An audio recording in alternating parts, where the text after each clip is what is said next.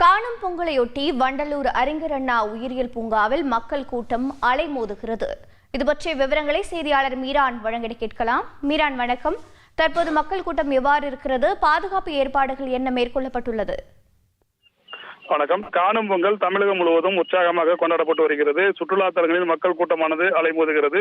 சென்னையை பொறுத்தவரைக்கும் சென்னை புறநகர் பகுதிகளில் இருக்கின்ற வண்டலூர் அறிஞர் அண்ணா உயிரியல் பூங்காவில் பொங்கல் விடுமுறையை பொறுத்தவரைக்கும் அதிக அளவு மக்கள் கூட்டம் வருவது வழக்கம். கடந்த ஆண்டை போலவே இந்த ஆண்டும் அதிக அளவு மக்கள் கூட்டமானது தற்போது வண்டலூர் அறிஞர் அண்ணா உயிரியல் பூங்காவில் நிறைந்திருக்கிறது. ஏற்கனவே நேற்று 2 நாட்களில் பொங்கல் விடுமுறையில் 30,000 பார்வையாளர்கள் வண்டலூர் அறிஞர் அண்ணா உயிரியல் பூங்காவுக்கு வருகை தந்த நிலையில் இன்று காணும் பொங்கல் என்று அதிக அளவு மக்கள் கூட்டம் வரும் என்று பூங்கா நிர்வாகம் எதிர்பார்த்திருந்தார்கள்.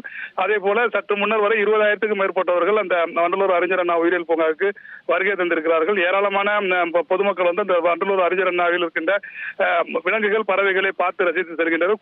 குடும்பமாக அவர்கள் வந்து உற்சாகமாக காணும் பொங்கலை இங்கு கொண்டாடி கொண்டிருக்கிறார்கள். கூட்டமாக வந்து உணவருந்தி அவர்கள் தங்கள் ஒருவருக்கொருவர் பொங்கல் வாழ்த்துக்களை தெரிவித்துக் கொண்டு மகிழ்ச்சியாக இந்த பகுதி முழுவதுமாக அவர்கள் வந்து காணும் பொங்கலை கொண்டாடி வரும் காட்சிகளை தான் நம்ம இங்கு பார்க்கப்படுகிறது.